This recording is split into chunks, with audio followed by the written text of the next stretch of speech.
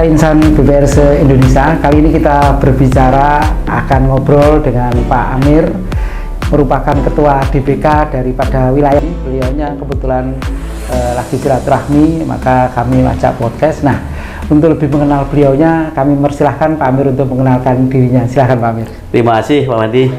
Assalamualaikum warahmatullahi wabarakatuh. Waalaikumsalam. Saya nama Muhammad Amir. Saya salah satu pengelola BPR Raga Surya Nuansa Ponorogo. Itu biasanya kalau orang Ponorogo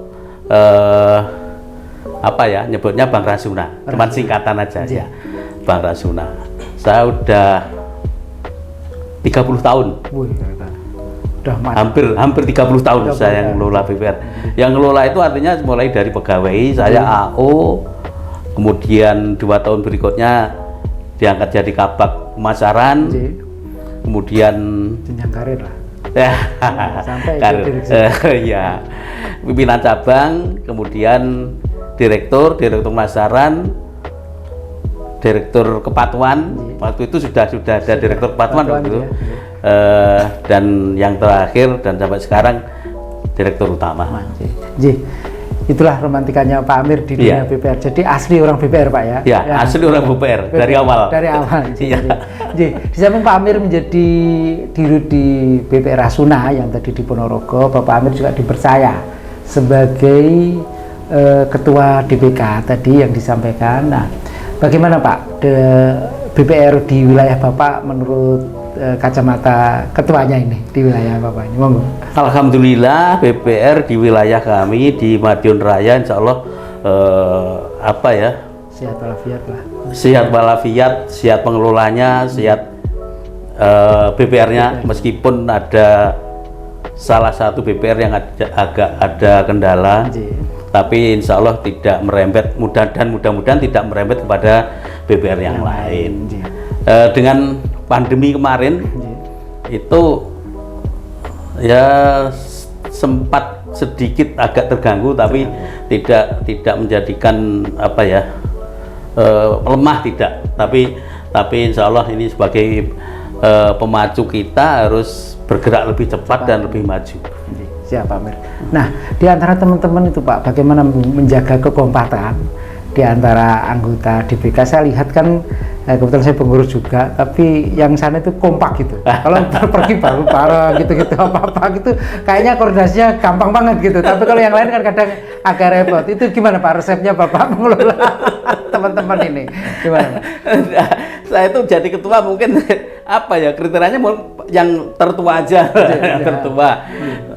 Namanya jadi orang tua itu ya ngomong aja lah, itu kehendak teman-teman kemana kita ngikuti, pokoknya teman-teman ndak belok terlalu ke kiri atau ke kanan ya kita biarkan aja, yang penting masih di koridor aja ya kita jalan. Dan kita cenderung lebih banyak tutwuri handayani. Oh gitu Pak. Jadi falsafah Jawa bener Bapak terapkan ini. Di samping itu Pak, BPR di wilayah Bapak saya lihat juga pengurusnya itu juga awet-awet saya lihat itu. Para senior yang sudah dulu saya kenal juga gitu. Itu gimana Pak? Pengurus baru tapi wajah lama. Gitu. Enggak, pengurus baik, pengurusnya BPR maupun DBK-nya itu juga masih orang-orang yang kompak dari dulu gitu. Nah, itu apakah karena keterkaitan dengan pemilik BPR dan BPR 1 itu punya sambung silaturahmi atau seperti apa kok? Oh ini gitu, atau memang banyak BPR grup atau seperti apa Pak? Gitu. Alhamdulillah ini sebenarnya kuncinya gampang aja. Kalau ngelola BPR atau ngelola asosiasi atau ngelola apapun, kalau itu bahasa Jawa masih bahasa Jawa. Pokoknya orang kokan pola. Orang kokan pola itu aman. Oke Pak. Nah terutama sekarang ke BPR Bapak sendiri di kala COVID ini kan juga ini Pak ya, banyak dunia usaha stagnan. Terus di sisi kebijakan pemerintah juga dengan KUR juga cukup menekan ya kita Pak ya, mau nggak mau. Nah, bagaimana Pak Bapak untuk di BPR, terutama di BPR Bapak sebelum ke anggota, untuk mengatasi hal ini atau survive di dalam keadaan seperti ini ya? Memang di COVID terus keadaan ini ya juga bagus ya, tapi Bapak kayaknya masih sumringah, masih teger gitu kan, masih ini ya, tercermin dari ininya gitu Pak. Dari perutnya. Itu gimana Pak? Apa namanya ininya Pak? Ya, ini kalau saya memang COVID cukup mengganggu ya, cukup mengganggu. Tapi kalau saya melihat ya 50-50 lah, 50-50. Karena nasabah kami kan UMKM dari grassroots, sehingga yang kecil itu sebenarnya ya ada yang kena dampak, ada yang tidak. Ya. Tapi kalau yang sedikit nasabah agak besar itu memang yang dampaknya lebih besar ya memang itu. Tapi kalau yang kecil-kecil itu memang ya ada dampak tapi tidak terlalu terasa.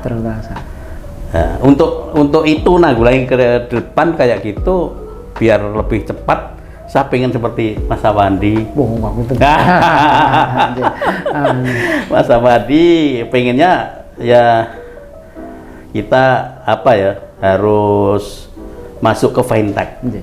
Kalau dulu kita agak a priori karena fintech itu munculnya kan dari pinjol itu, yang setahu saya dari pinjol, dan pinjol bunganya berlipat-lipat. Ternyata nggak pinjol Pak ya? Iya. Kalau orang Muslim itu bunga yang berlipat-lipat itu kan riba. Tapi insya Allah ini untuk hanya menjaga inflasi dan sedikit pertumbuhan aja kalau yang fintech sekarang. Dan kita kalau tidak main ke sana nanti kita akan ketinggalan zaman, akan terlindas karena nasabah kita makin lama itu ke milenial ya, yang usia udah lanjut kolonial itu ya sudah tidak akan menggunakan fasilitas perbankan lagi, yang akan menggunakan fasilitas perbankan yang milenial. Oke. Nah, Bapak kayaknya sudah agak terbuka terkait itu. Bagaimana meyakinkan para komisaris? Ini juga ini. Yaitu kalau pemegang saham kami itu karena rata-rata kolonial yaitu yang agak ya perlu meyakinkan di sana bahwa pengguna jasa perbankan nanti makin lama ya harus orang-orang yang sesuai dengan zamannya. Kalau zamannya dulu dengan seperti kita transaksi harus ke bank, itu sekarang ya harus berubah pakai HP ya, Pak gadget itu. Kira-kira ada kendala Pak menurut Bapak meyakinkan para pemegang saham? Karena begini, ini tidak terjadi di BPR Bapak saja. Mungkin BPR yang lain direksinya sudah mempunyai pemikiran baik itu baca ketentuan, sharing dengan teman ya sudah. Tapi satu sisi pemegang sahamnya atau komisaris masih underestimate, atau masih belum begitu bisa menerima dengan perkembangan teknologi yang begitu. Nah, kira-kira gimana Pak tipnya kalau misalnya itu? Kemarin sudah pernah kami sampaikan. Atau anaknya yang milenial itu atau gimana? Enggak, kemarin sudah pernah kami sampaikan rencana ke depan bahwa kami selaku pengelola BBR ini butuh dana, katakanlah sama dana yang disediakan untuk membuka satu kantor kas untuk pembaruan IT dan sebagainya. Katakanlah pembukaan kantor kas habis sekian ratus juta atau 200 juta. Nah, nanti untuk pembaruan IT kami termasuk undang vendor dan sebagainya itu ya paling-paling hampir samalah dengan itu. Dan insya Allah SDM juga tidak terlalu banyak yang harus kita rekrut. Jadi meyakinkannya gimana tadi untuk yang dengan beberapa pemegang saham yang tadi? Yang gini, kalau saya menyampaikan dengan membuka satu kantor kas, satu kantor kas dengan target sekian, insya Allah nanti kalau dengan kita buka fintech itu bisa mencakup ke seluruh kantor pusat yang membawai kantor cabang dan seluruh kantor kas. Itu yang kan kami sampaikan. Bisnis harus masuk dulu. Iya. Karena gini. Yang penting dia aman dan duitnya bisa ini. Iya. Pemegang ini agak unik memang kalau di Bank Rasuna ya. Pemegang saham kami itu bukan orang-orang bisnis. Tapi dulu pada saat berdirinya bank itu kan setelah Pakto itu kebanyakan guru-guru agama, sehingga tidak terlalu memperhitungkan apa ya, profit, ya. Iya, termasuk dakwah Bilal katanya. Dakwah Bilal. Karena kebanyakan guru agama, pegawai Depak gitu. Sehingga punya jalan, saling bisa membantu, saling menolong, itu tujuan kami. Kalau dari pengalaman Bapak, bagaimana kalau Bapak melihat dari para pemegang saham anggota dengan adanya perkembangan teknologi, kira-kira direksinya nanti berkenan, tapi pemegang saham ini gimana? Kira-kira pandangan Bapak anggotanya gitu, Bapak, gitu. Insya Allah kalau pengelola atau kami meyakinkan dan apa ya, kita optimis saja, itu insya Allah pemegang saham ngikut juga. Ya. Atau ada suatu contoh gitu Pak, cocok figur yang di wilayah sana. Karena begini Pak, ya saya melihat gitu, teman-teman DPR memang butuh sosok figur yang bisa menjadi role model. Ya. Role model inilah yang sekiranya nanti bisa melihat. Karena dengan beberapa saya diskus gitu Pak, itu ternyata mana sih yang ini gitu. Ya, betul. Gitu. Nah itu mungkin Bapak bisa mengawali Pak itu. Ya. Gitu. Itu pernah memang saya nyebut BPR Jombang, Bank Jombang itu pernah saya sebut di sana. Bank Jombang itu dengan kurun waktu sekitar 3-4 bulan itu omset itu bisa mencapai 80 miliar. Jadi ini Pak ya, berarti ya, tapi kan ini Pak jauh dari sana, tapi DPK sana kan harus punya tokoh, punya role model itu lah. Mungkin Bapak bisa langsung ini Pak. Karena yang di wilayah Madiun Raya itu yang apa ya, yang fintech itu kan belum. Nah ini Bapak harus mulai. Iya. Gitu, belum Pak. mulai, makanya ini kita coba kemarin ya udah kita sampaikan di tahun 2022 ini pelayanan harus mulai digital, saya sampaikan itu di awal tahun kemarin. Karena bersamaan ulang tahun Rasuna itu ulang tahunnya di awal tahun, sehingga awal tahun kita sampaikan program kerja, dan pada tahun 2022 kemarin kita rencanakan ya mulai 2002 kita harus memulai pelayanan digital. Ini dengan digital juga ini Pak, infrastruktur saya rasa di sana juga berkembang Pak. Di sana juga berkembang, adanya tol juga berkembang, orang pariwisata juga akan berkembang. Nah, bagaimana Bapak mengkolaborasikan ini untuk mengantisipasi perkembangan di daerah untuk perbankan di wilayah kerja di BK atau di Bapak sendiri? Kira-kira segmennya kemana sih ini nanti ke depan, kira-kira BPR? Ya fintech oke, tapi kan nggak bisa semua, ada beberapa lain. Gimana Pak? Ke depan seperti apa? Iya, kalau apa ya, memang untuk menyadarkan orang untuk berubah itu sangat sulit, karena di sana ilmu adat itu masih jalan. Adatnya ini, ya untuk berubah itu memang yang kita harus pelan, tapi pasti, dan itu harus kita sadarkan ke sana gitu. Karena adat itu luar biasa itu, karena ada ilmu Jawa yang adatnya ini. Bagaimana itu Pak? Walaupun tetap jalan tapi ada tidak menghambat, gimana Pak? Ya, dengan perkembangan teknologi, dengan perkembangan infrastruktur, otomatis memicu pertumbuhan yang lain, itu gimana Pak? Ya apa ya, kita harus telaten lah, harus telaten. Iya, harus telaten aja. Mengkolaborasikan ya. Iya. Mengkolaborasikan antara ketelatenan dan perkembangan itu. Oke. Pak Amir, yang di teman-teman itu kan juga apa namanya, dia juga pengen agar di BPR itu juga digandeng oleh pemerintah Pak. Ya. Kalau guru itu kan melalui himbaran. Ya itu. Bagaimana Bapak dengan Bapak kira terkait dengan ini? Barangkali kita suarakan terus, nanti barangkali ada aja. Gimana Pak menurut? Sebenarnya gini, kalau kami yang ngelola BPR ya, pandangan kami kur itu yang paling pas itu sebenarnya lewat BPR. Karena yang paling nyentuh rakyat kecil itu BPR.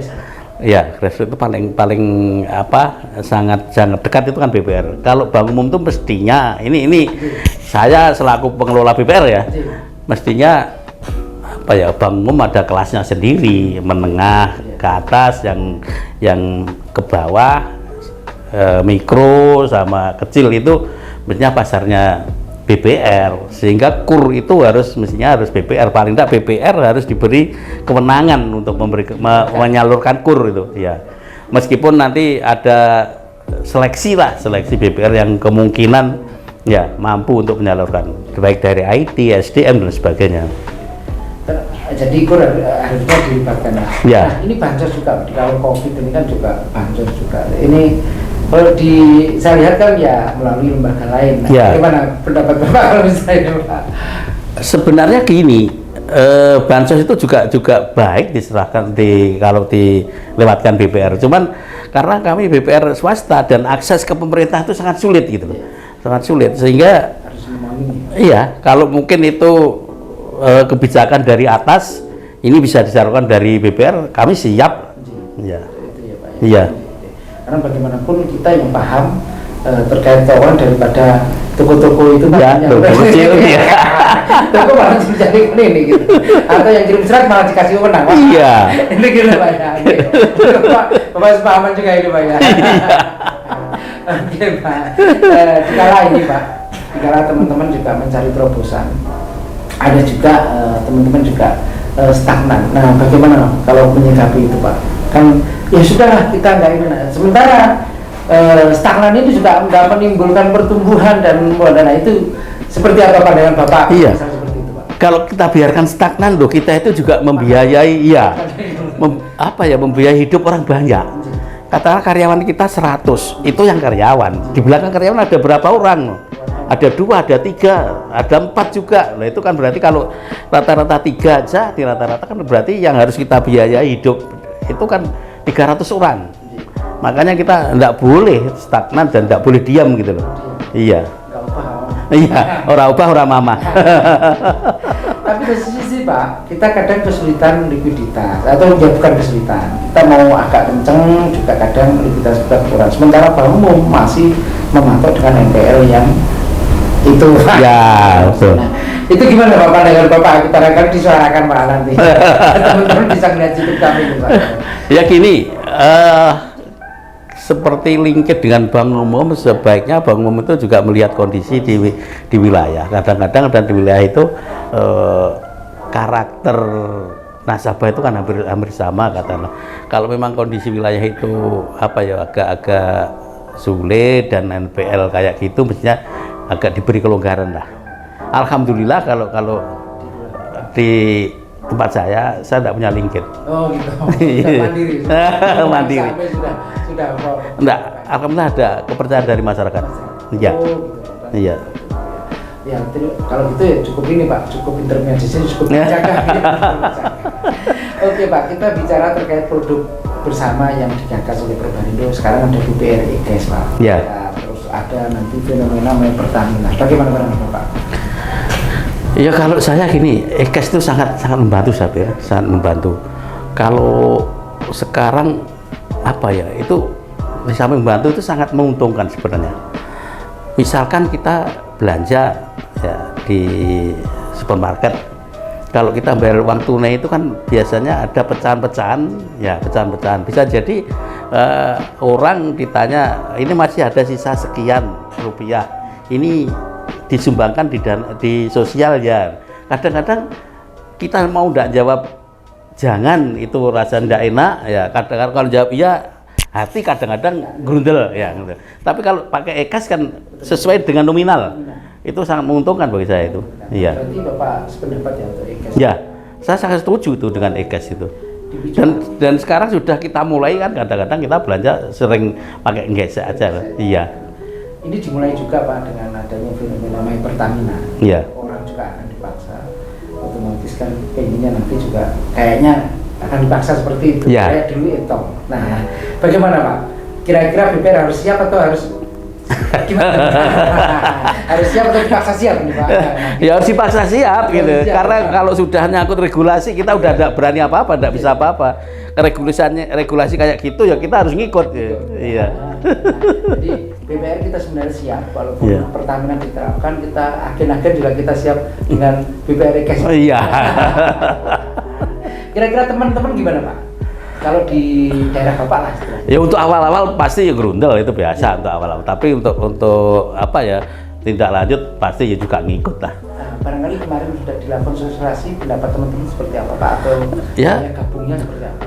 Kalau kemarin ya itu, ya seperti tadi awal-awal e-tol mulai dari pembayaran tunai, terus dari kartu itu repot, ini ngisi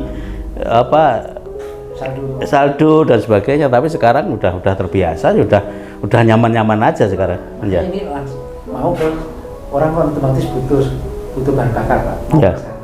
Di dipiculah dengan ketentuan main Pertamina ya. Iya. Nah, BPR lembaga keuangan masa enggak Pak? Nah, itu lah. Kira-kira Bapak harus ini Pak, ya kita harus ini. Ya harus ikut lah kita, harus ikut. Nah, kalau ini akan otomatis cashless akan tersosiality dengan di semua lapisan masyarakat. Nanti semua konten apa namanya tenan-tenan kecil pakai kris Pak, pakai kris. Ini kayaknya di BPR sudah harus siap Pak ya? Ya harus siap, kita harus ikuti ya meskipun apa ya kita agak tersyok-syok lah katanya. Karena SDM kita ya terbatas, tapi ya kita harus segera menyesuaikan. Katakanlah SDM yang sudah apa terlalu gaptek, sudah tidak nutut ya kita harus cari kader yang baru. Oke, jadi BPR kita selalu optimis Pak, walaupun mengikuti perkembangan. Ya, insya Allah meskipun regulasi yang selalu berubah-ubah. Oke Pak Amir, terima kasih atas bincang-bincangnya. Barangkali Pak Amir juga menekankan apa yang Bapak closing statement-kan dari pembicaraan kita tadi, walaupun ngalor atau tidak, ada inspirasi bagaimana BPR menyikapi teknologi, bagaimana kita melewati regulasi, bagaimana kita survive di dalam BPR ini, monggo. Ya, masih Mas Andi. Kalau saya karena perkembangan zaman ya, perkembangan zaman kita itu ya harus ngikuti lah. Kalau kita itu tidak bisa ngikuti perkembangan zaman, tidak bisa mengikuti pertumbuhan zaman yang selalu apa ya berubah, apalagi dengan adanya pandemi itu meskipun cuma 2 tahun setengah lah, itu merubah pola hidup konsumen sangat apa ya perubahannya sangat luar biasa, sehingga kita kalau tidak ngikuti perubahan zaman kita juga pasti terlindas dengan zaman. Jadi kita harus ngikuti bagaimanapun, meskipun ini berat, meskipun ini sulit, ya kita harus maksimal untuk ngikuti ke sana. Yeah. Terima kasih Pak Amir, bincang singkat kita, mungkin sebagai pencerahan juga dari teman-teman BPR, intinya kita harus berubah menyesuaikan zaman berubah, ketentuan berubah, kita harus ikuti. Iya. Kalau enggak, itu harus, kalau enggak tergerus Pak. Akan tergerus ya. Serasa itu, terima kasih atas perhatiannya. Sampai jumpa di podcast kami selanjutnya dengan tokoh-tokoh insan BPR yang lain yang bersedia untuk kita sekedar saling untuk berbagi manfaatnya tentu pada masing-masing diri untuk mengambil hikmahnya. Serasa itu, terima kasih Kak. Terima kasih.